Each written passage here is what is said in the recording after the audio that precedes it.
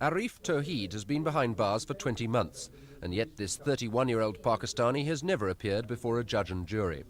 Mr. Tawheed arrived in London with a month-long visa in 1974 to visit his father and decided to stay on, although it wasn't until 1977 that he was detained as an illegal immigrant.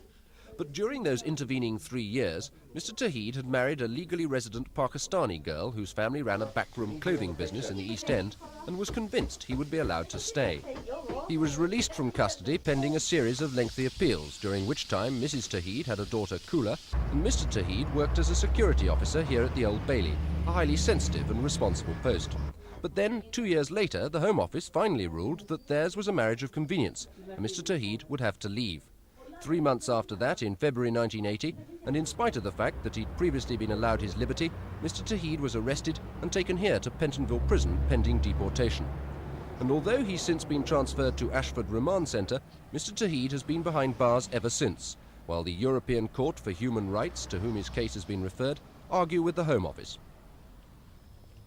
Mr. Mervyn Turner knows the Tawheed family well and accuses the Home Office of gross inhumanity in refusing to allow Mr. Tawheed to live with his wife and child pending the outcome of the European Court appeal. He is such an honourable man, he has family, he has a job to go to and so on. He should be released while the Court of Human Rights and the Home Office are having their own little arguments at their own leisurely pace.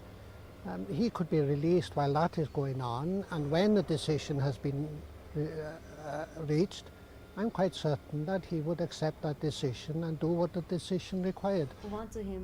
Meanwhile, confused and distressed, the Tawheed family will have to wait until December when the European Court is expected to give its verdict.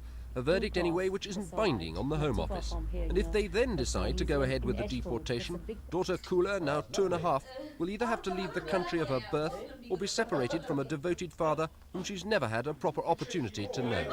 Stephen Chambers for Thames News. Oh, I've never been so popular in all my life.